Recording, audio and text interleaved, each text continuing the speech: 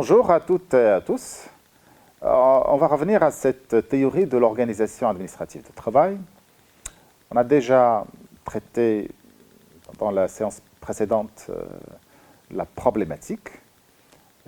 La problématique, d'ailleurs, si on fait le parallèle avec la théorie de l'organisation scientifique de travail, en fait, l'objectif final est le même, c'est la productivité.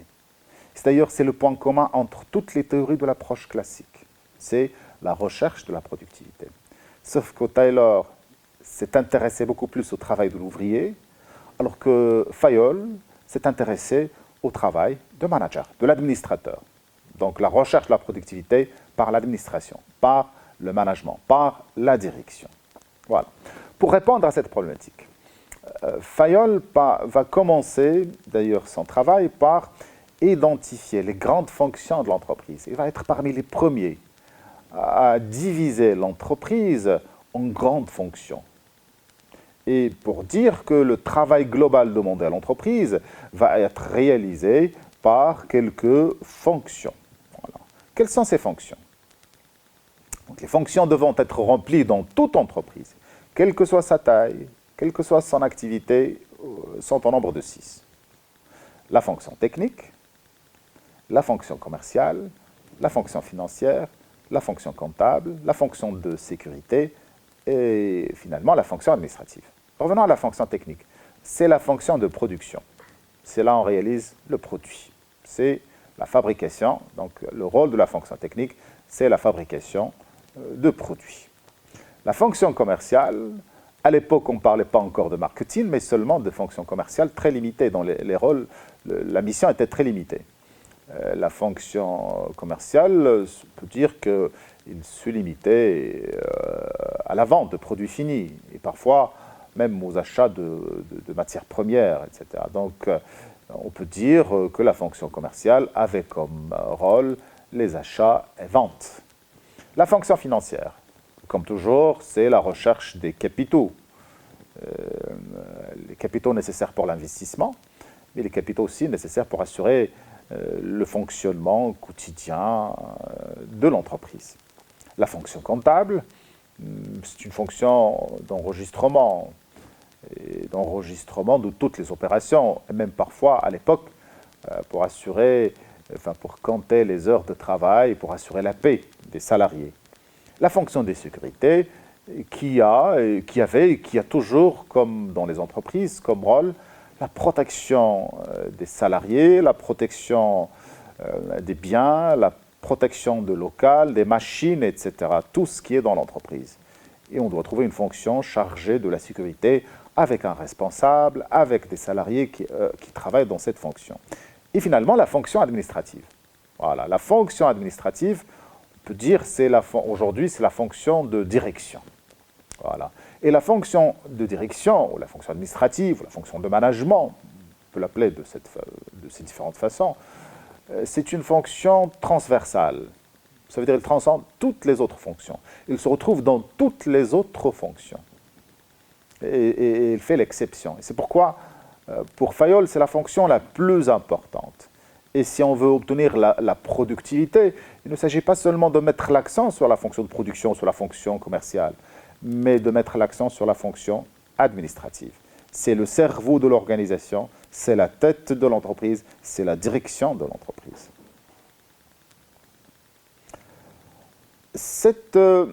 Voilà, on va insister donc sur les activités de cette fonction administrative. Voilà, l'objet de ce cours n'est pas de traiter de la fonction de production, de la fonction financière. Vous avez des modules dans votre cursus, vous avez encore des modules qui traitent des autres fonctions. Mais ici, dans ce cours, on va insister sur la fonction administrative, ou la fonction de direction, ou la fonction de management. Fayol va être le premier à identifier clairement les activités de la direction ou de management. Il s'agit de prévoir, organiser, commander, coordonner et contrôler. Prévoir, au sens d'aujourd'hui, et au sens de management moderne, c'est planifier. Il ne s'agit pas seulement de prévoir. Il s'agit de scruter l'avenir. Scruter, c'est essayer de détecter les tendances de l'avenir, l'évolution, et dresser un programme d'action en fonction de notre prévision. Et c'est ce que j'ai noté ici entre parenthèses.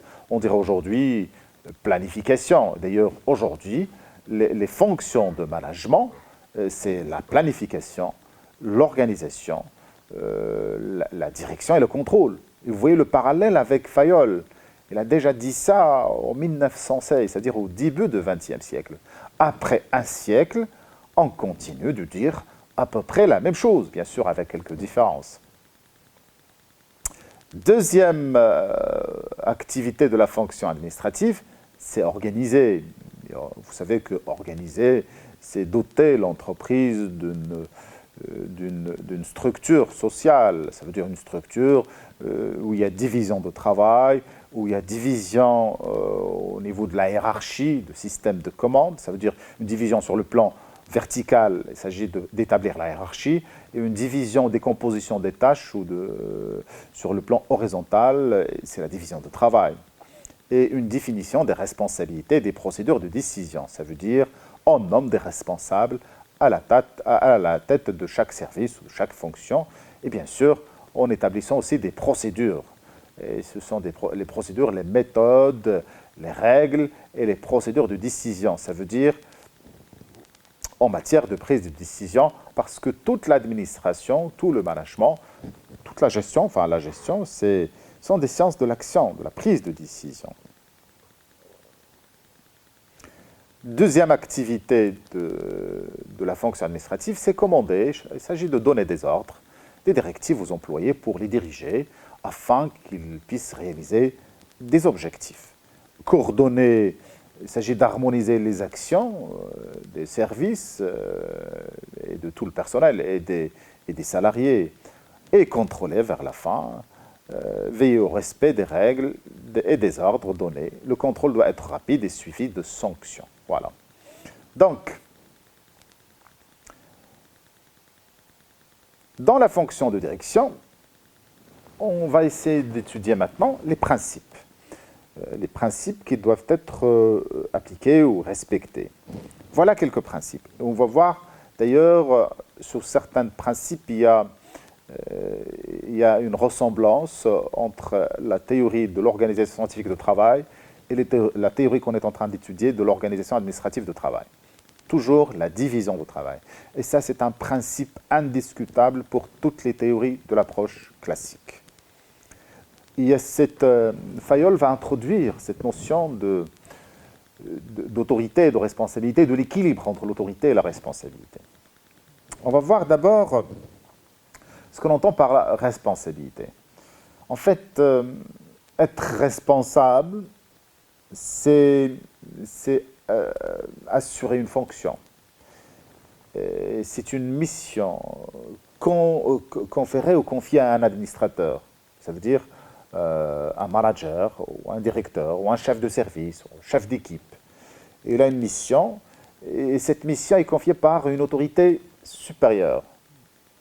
Ça peut être la direction générale, ça peut être son supérieur hiérarchique, immédiat, pour réaliser des objectifs.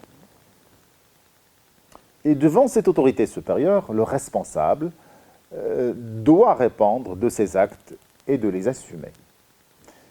Tout échec est la responsabilité de responsable. Et ça, c'est un principe de management, de l'organisation de façon générale. Et voilà le vrai sens de la responsabilité. Donc, être responsable, ce n'est pas avoir un titre honorifique, mais c'est beaucoup plus, c'est avoir cette responsabilité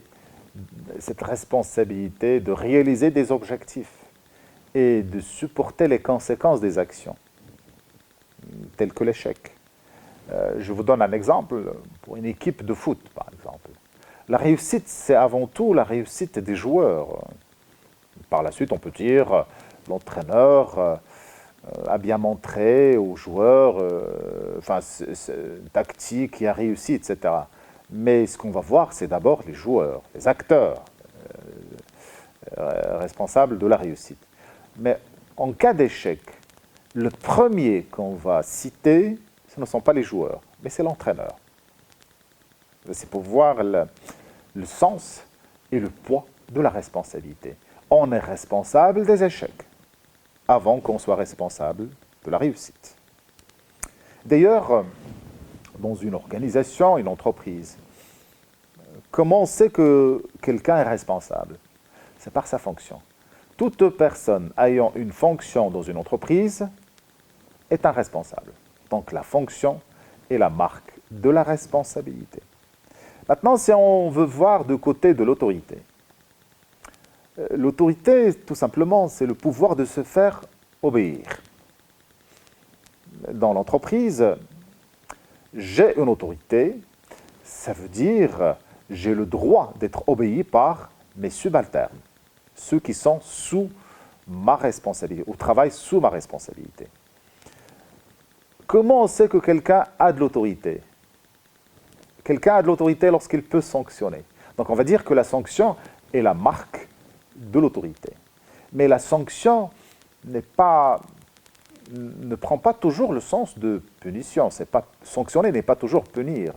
Sanctionner un résultat positif, ça veut dire, c'est en termes de motivation. Sanctionner un résultat négatif, c'est en termes aussi de... Ça peut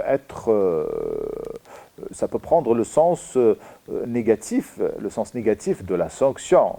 Voilà, si on vous dit par exemple, si on arrive à un rythme de production, à un certain niveau de productivité, par exemple, les salariés ont le droit, par exemple, d'une rémunération supplémentaire ou de prime. Mais si on est en dessous de ce rythme, par exemple, les salariés n'ont pas droit à ces primes. Donc la sanction peut prendre un sens positif comme aussi négatif. Donc revenons à cette autorité, à la notion d'autorité. L'autorité peut être statutaire, officielle. On nomme un responsable et on lui donne une autorité. C'est officiel. Cette autorité est officiellement reconnue. Comme parfois l'autorité est personnelle. Certaines personnes dans les entreprises, dans les organisations, dans la société de façon générale, ils ont une autorité personnelle qui dépend de leur personnalité. Et parfois d'autres personnes obéissent à ces personnes qui ont de l'autorité sans qu'ils soient obligés de le faire. C'est de l'autorité personnelle. Lorsqu'on obéit quelqu'un parce qu'on est obligé de le faire, ça veut dire que ce quelqu'un a une autorité statutaire. En principe, dans une entreprise, dans une organisation de façon générale, l'autorité doit découler de la responsabilité. On ne va pas donner à quelqu'un une autorité alors qu'il n'a pas de responsabilité de l'entreprise. Sinon, on va assister à un phénomène d'abus de pouvoir. J'ai un pouvoir, mais en correspondance, je n'ai pas de responsabilité. Donc, on ne conçoit pas une responsabilité sans autorité et vice-versa. Et d'ailleurs, il doit y avoir un certain équilibre entre l'autorité donnée à quelqu'un et la responsabilité qu'il a dans l'entreprise. Un autre principe, c'est la discipline. Et ce principe aussi existe dans toutes les théories de l'approche classique. C'est l'obligation d'obéissance des subalternes aux ordres de leurs supérieurs. Il y a un principe, c'est l'unité de commandement, sur lequel il n'y a pas l'accord entre Taylor et Fayol. Fayol recommande la multiplicité de commandements. Taylor recommande la multiplicité de commandements, alors que Fayol recommande l'unité de commandement. Ça veut dire quoi la multiplicité de commandements de Taylor? C'est ce qu'on a déjà vu dans le système de supervision. Chaque opération est contrôlée ou supervisée par 4 contremaîtres. Donc 4 contremaîtres peuvent donner des ordres aux ouvriers pour la même opération. Et pour Fayol, il ne conçoit pas cette façon de contrôler le travail, parce que l'ouvrier peut être perdu entre les ordres donnés par 4 personnes différentes. Fayol recommande l'unité de commandement, c'est-à-dire que chaque employé ne doit recevoir d'ordre que d'un seul supérieur. Un commandement double multiple est source de conflit. Et il y a l'unité de direction, ça veut dire que tous les salariés dans l'entreprise, toutes les fonctions d'entreprise cherchent le même objectif, recherchent de l'intérêt général, l'intérêt de l'organisation, la rémunération. Au niveau de la rémunération, c'est toujours la rémunération proportionnelle. On essaie de comparer ce principe avec la rémunération recommandée par Taylor. Taylor recommande une rémunération différentielle. Elle est proportionnelle, mais elle est différentielle. Mais par contre, Fayol recommande une rémunération proportionnelle, ça veut dire une rémunération en fonction de rendement tout simplement. Alors que Taylor recommande un système différentiel, ça veut dire deux taux de rémunération pour la même pièce en fonction du rythme de production. Donc, si on veut faire le parallèle entre l'œuvre de Taylor et celui de Fayol, on va remarquer que les deux auteurs, en fait, leur théorie se ressemble sous plusieurs aspects. Mais il y a des différences entre les deux théories, notamment en ce qui concerne le commandement. Taylor recommande la multiplicité de commandements, alors que Fayol recommande l'unité de commandement. Taylor, au niveau de salaire, recommande le système de rémunération différentielle. Fayol recommande le système de rémunération proportionnelle. La centralisation, la hiérarchie. En fait, il y a quelques 14 principes. Je vous recommande de consulter le manuel pour voir un peu en détail ces principes. C'est entre les pages 51 et 56. Voilà. Et donc, c'est la fin de cette théorie. Et la séance prochaine va être consacrée à la théorie de la bureaucratie de Weber. Et merci pour votre attention.